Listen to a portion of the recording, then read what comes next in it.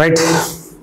Pastor Praveen పగడాల ఏదైతే అతను చనిపోయారో అతను మంచివాడా చెడ్డవాడా, అతను ఏం జరిగింది అన్నది పక్కన పెడదాం. ముఖ్యంగా అతనికి సంబంధించినటువంటి ఇష్యూ యాక్సిడెంట్లో చనిపోయాడు అని పోలీసులు చాలా క్లారిటీగా, అంటే దాదాపు 500 కెమెరాలు చెక్ చేసి 30-40 కెమెరాల్లో అతనికి సంబంధించినటువంటి ఫుటేజ్లు అన్నీ తీసుకుని ఫోరెన్సిక్ నిపుణులతో అనేకమైనటువంటి ఇన్వెస్టిగేషన్స్ చేసి ఆయన తాగి చనిపోయాడు, తాగటం వల్లే చెట్టుకు అదే అక్కడ ఏదో లోయలో పడిపోయి ఇంకోటి పడిపోయి ఆయన యాక్సిడెంట్ అయ్యి చనిపోయాడు అని చెప్పి పోలీసులు చెప్పినటువంటి పరిస్థితి అయితే ఉంది. దీన్ని రాజకీయంగా కొన్ని మతోన్మాద శక్తులు, నిజంగా చెప్పాలంటే పాస్టర్ల ముసుగులో ఉన్నటువంటి టెర్రరిస్టులు, వీళ్ళు పేట్రేగిపోయారు.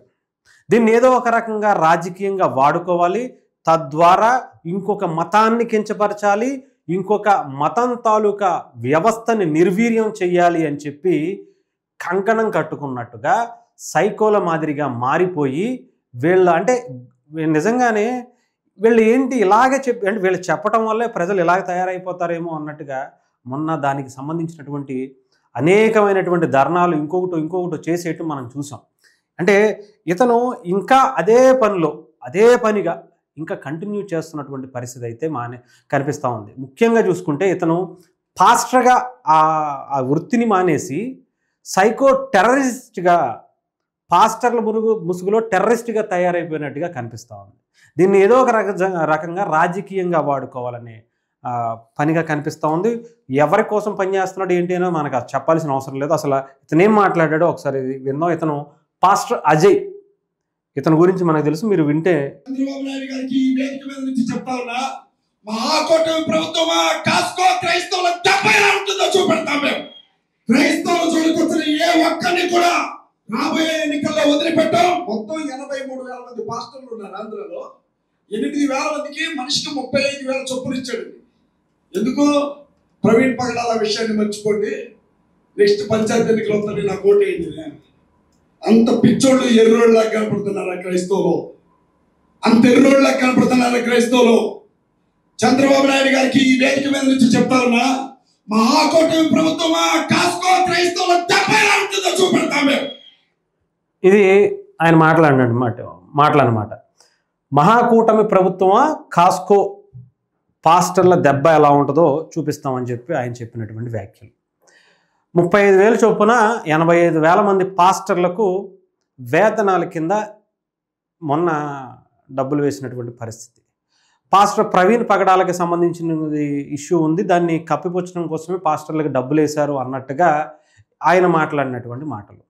మరి ఆ టైంలోనే వేయాలిగా. కేసుకు సంబంధించినటువంటి అన్ని డీటెయిల్స్ ప్రజల ముందు పెట్టేసిన తర్వాత మిమ్మల్ని వాళ్ళందరి ముందు, మీరు ఎవరైతే నమ్ముతున్నారో, ప్రజల్ని మోసం చేస్తున్నారో, మిమ్మల్ని నమ్ముకుని క్రీస్తు ప్రార్థనల కోసం లేకపోతే మతంలోకి మారినటువంటి కొంతమంది ప్రజల ముందు మిమ్మల్ని, మీరు చేసినటువంటి అసత్యాలను, మీరు మాట్లాడేటటువంటి అబద్ధాలను గుడ్డలు ఇప్పతీసి ప్రజల ముందు నుంచోపెట్టిన తరువాత మీరు కంప్లీట్గా అబద్ధాలే చెబుతారు, అసత్యాలే చెబుతారు, క్రీస్తు బోధనల పేరుతో మీరు ప్రజల్ని వంచిస్తూ మోసం చేస్తూ మీరు డబ్బులు గుంజుకుంటున్నటువంటి పరిస్థితిని మిమ్మల్ని రోడ్డు మీద నించోపెట్టి మీకు ప్రజల నుంచి చీత్కారాలు తెప్పించిన తర్వాత కొంతమందికి డబ్బులు వేశారు.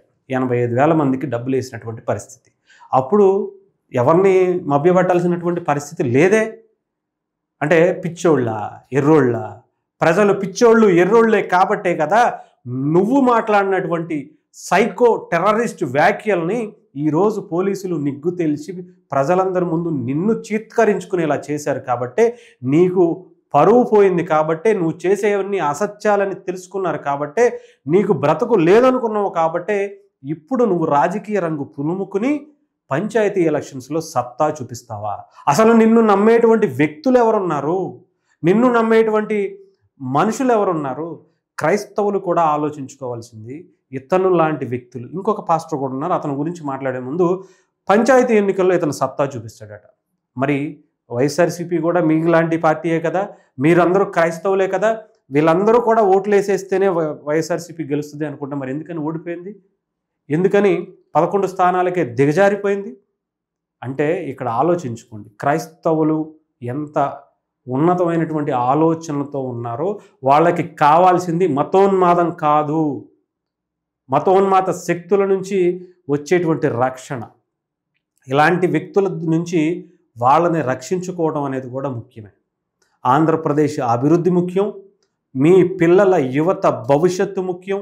ఈరోజు ఇలాంటి వ్యక్తుల వల్ల ఎన్ని కుట్రలు బయటపడ్డాయో చూడండి.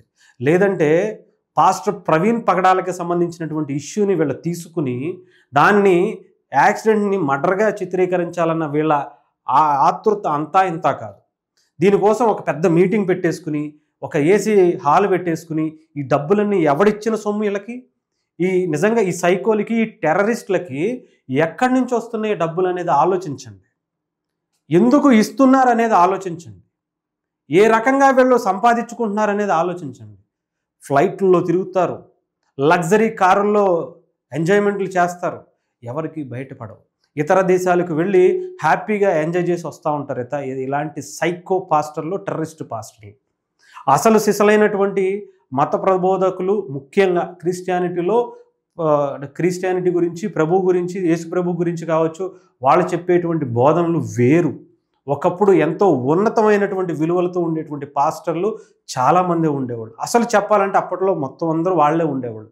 ఎప్పుడైతే ఆంధ్రప్రదేశ్లో జగన్మోహన్ రెడ్డి గారి తండ్రి రాజశేఖర్ రెడ్డి గారు సీఎంగా అడుగు పెట్టారో, ఇలాంటి పాస్టర్లు కులాల మీద, మతాల మీద, ప్రాంతాల మీద, ముఖ్యంగా ఇతర మతాల మీద కించపరిచే విధంగా, ద్వేషం పెంచే విధంగా, సైకోల మాదిరిగా తయారు చేసే విధంగా ఇలాంటి పాస్టర్ లాంటి సైకోలను తయారు చేసి వదిలేసారు.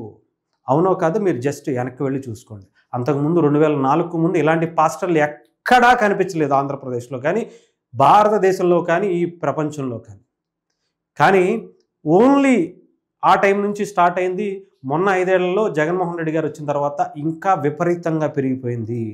వీళ్ళు కూడా ఆ డబ్బులకి కక్కుర్తిపడి వస్తున్నటువంటి పబ్లిసిటీకి ఇంకా చేసేయాలి అని చెప్పి మతోన్మాదుల మాదిరిగా తయారైపోయి, టెర్రరిస్టులు, సైకోల మాదిరిగా తయారైపోయి ఇంకా ప్రజల్ని మతాల మధ్య, కులాల మధ్య, ప్రాంతాల మధ్య చిచ్చు పెట్టేటువంటి పనిగా పెట్టుకుని బ్రతుకు తిరుగుతున్నటువంటి వ్యక్తులు ఇలాంటి వాళ్ళు.